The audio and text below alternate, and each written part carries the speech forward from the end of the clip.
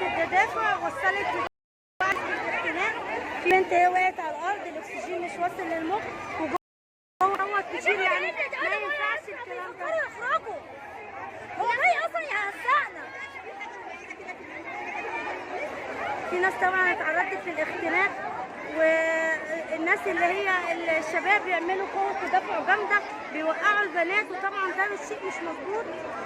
كان المفروض يكون في احتياطات أكتر من كده. خدي ها انت خدي نفسك. حبيبتي انت عاملة ايه؟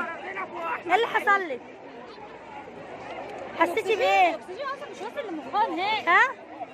حصل لك ايه؟ وقعت اصلا ولحقتها. لا طب وسعوا لها عشان تاخد نفس لو سمحتوا. خدي امسكيه. لو سمحتي ابعدي عنها مدام، ابعدي عنها. وسعوا شويه. ايوه ابعدوا عنها شويه عشان تاخد نفسها. يلا بنتي معلش ابعدوا عنها. اشربي يا حبيبتي العصير. ما حدش يقرب منها يا جماعه لو سمحتوا. ارفعي يا بنتي وشي، لازم ترفع الوش. انت اسمك يا حبيبتي جنى؟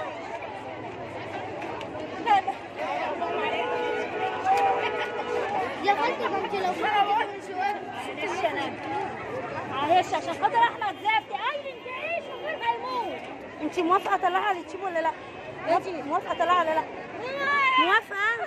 يعني ايه موافقه؟ لا موافقه هتطلع على اليوتيوب، موافقه ولا لا؟ كأني تهزق يعني؟ لا مش تهزيق، هي تعبانه وده حقها. معلش عشان خاطر احمد زفتي قال لي انت ايش من غير ما يموت. خدي نفسك، اشربي العصير، محدش يقرب منها يا جماعه. لقيته زرقاء خالص. اليد اللي بتعمل كده خلاص يعني انا بقى يا جماعه احتمال كبير يكون البوليس ده جاي اذا كان في مشكله بسبب التجمع ولا لا. شويه حصل مشاجره الشباب امام محل ايرينز، ومش عارفين ايه اللي ممكن هيحصل بعد كده.